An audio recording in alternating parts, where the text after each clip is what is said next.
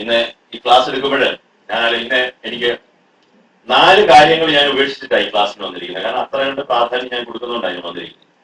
ഒന്ന്, എന്റെ അനന്തരവത്തി, എന്റെ പെങ്ങളുടെ മോള്, അവിടെ കല്യാണം ഉറപ്പാണ്. ഇന്ന് വയനാട്ടിൽ എന്റെ വീട്ടിൽ നിന്ന് എല്ലാവരും പോയിരിക്കുകയാണ്, ഞാൻ മാത്രമേ ഉള്ളൂ പോകാത്തത്.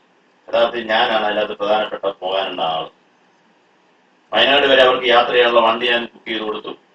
അവിടെ ചെന്നിട്ട് രാവിലെ ബ്രേക്ക്ഫാസ്റ്റ് കഴിക്കാനുള്ള ഇടം, അവിടെ പോയി അവർക്ക് ഫ്രഷ് ആകാനുള്ള ഇടം, ഇതെല്ലാം ഞാൻ ശരിയാക്കി കൊടുത്തിട്ട് ഞാൻ ഇവിടെ ഇരിക്കുക. മനസ്സിലായോ? പ്രാധാന്യം മനസ്സിലായോ? രണ്ടാമത്, ഹോളി ട്രിനിറ്റി സ്കൂളിൽ ഇംഗ്ലീഷ് എലക്യൂഷന്റെ കോമ്പറ്റീഷൻ നടക്കുകയാണ്.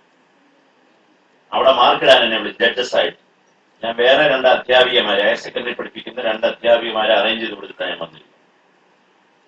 മൂന്നാമതായിട്ട് വേറെ ഇതേപോലെ ഒരു കൂട്ടായ്മയുണ്ട്, പക്ഷെ അത് പ്രായമായവർക്കുള്ളതാണ്. അവിടെ ക്ലാസ് എടുക്കാൻ വിളിച്ചു. അത് ഞാൻ ഒഴിവാക്കിയിട്ടാണ് ഇതിന് വന്നിരിക്കുന്നത്.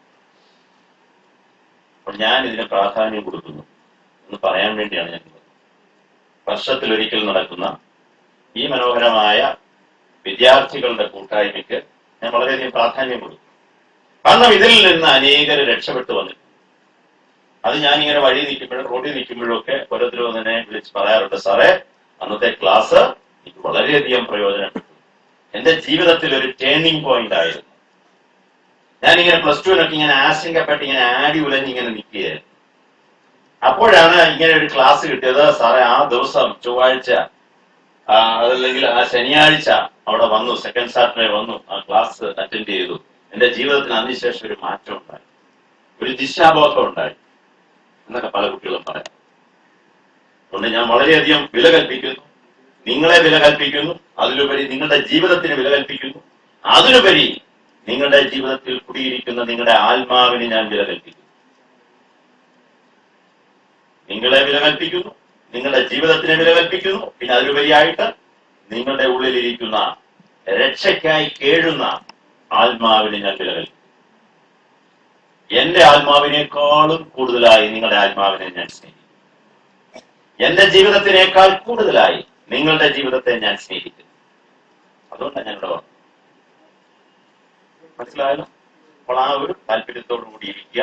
എന്തെങ്കിലും തടസ്സങ്ങളൊക്കെ വന്നു കഴിഞ്ഞാൽ ആ തടസ്സങ്ങളെയൊക്കെ നിങ്ങൾ എന്ത് ചെയ്യുക? മാറ്റിക്കൊള്ളും. പരിശുദ്ധാത്മാവ് മാറ്റിക്കൊള്ളും.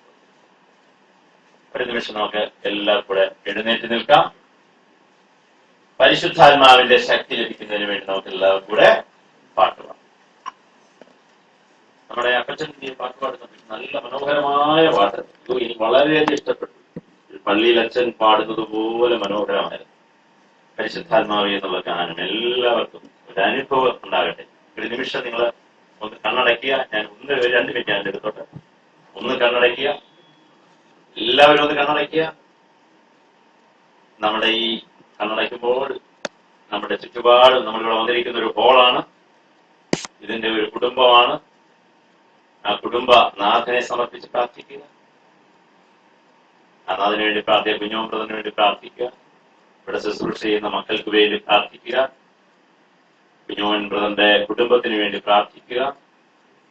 ഹൃദയത്തിൽ കർത്താവേ കാത്തുകൊള്ളണേ എന്ന് മാത്രം പറഞ്ഞ, വേറെ കാര്യമൊന്നും. കർത്താവേ കാത്തുകൊള്ളണേ, അവരെ അനുഗ്രഹിക്കണേ, പറ്റാ ഒന്ന് അനുഗ്രഹിക്കണേ എന്ന് മാത്രം പറഞ്ഞേക്കുക. പപ്പ അവരെ ഒന്ന് അനുഗ്രഹിക്കണേ. എന്താ യേശുപ്പച്ചനെ വിളിക്കുന്നത്? എന്താണ് നിങ്ങൾ പരിശുദ്ധാത്മാവിനെ വിളിക്കുന്നത്? ഏറ്റവും സ്നേഹമുള്ള ഒരു വാക്ക് പരിശുദ്ധാത്മാവിന് വേണ്ടി മാറ്റിവെക്കുക. യേശുവിന് വേണ്ടി മാറ്റിവെക്കുക.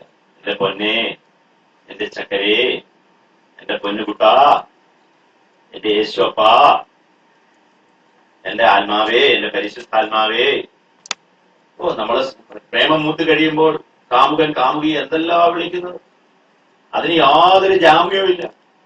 പക്ഷേ നമ്മളെ സൃഷ്ടിച്ച് പരിപാലിക്കുന്ന ദൈവത്തിനെ വിളിക്കുവാൻ വലിയ ബുദ്ധിമുട്ടാണ്. ആ വെള്ള ബ്ലൗസ് ഇട്ട മോളിഞ്ഞ് ഫ്രണ്ടി വന്നാട്ടെ, മോളെ നിന്നെയാണ് പറയുന്നത്, നീ പുറകോട്ട് തിരിച്ച് നിൽക്കാതെ നീ ഉള്ളിലേക്ക് മോളിഞ്ഞു. നീ അവിടെ നിന്നോട് കമന്റ് അടിച്ചു കഴിഞ്ഞാൽ അടുത്ത് നിൽക്കുന്ന ആൾക്കാർക്കും ബുദ്ധിമുട്ടാകും. ഫ്രണ്ടി വാ. ഈ കുട്ടികളെ സീനിയറായിട്ടുള്ള കുട്ടികൾ കുറച്ച് മുമ്പോട്ട് കയറി, കുട്ടികളെല്ലാം ഫ്രണ്ടോട്ട് കയറി. കൊച്ചുകുട്ടികൾ വേണമെങ്കിൽ ഈ സൈഡിലോട്ട് മാറിക്കും. കൊച്ചുകുട്ടികൾ ഈ സൈഡിലോട്ട്, ഈ സൈഡിലോട്ട്. നിങ്ങൾ സീനിയറായിട്ടുള്ള ആൺകുട്ടികൾ ആ സീനിയറായിട്ടുള്ള ആൺകുട്ടി ഇഞ്ഞു വരും. ആൺകുട്ടികൾ ഇഞ്ഞു വരും, ഇവിടെ വരും, ഫ്രണ്ട് വരും. ഇഞ്ഞു പോരെ സീനിയറായ ആൺകുട്ടികൾ ഇഞ്ഞു പോകാം. കൊച്ചുകുട്ടികൾ അവിടെ ഇരുന്നോട്ടെ. നിങ്ങൾ ഫ്രണ്ട് വരും, ഇവിടെ ഇരുന്നു. ഇങ്ങോട്ട് വരിക, നിങ്ങളെ കാണട്ടെ.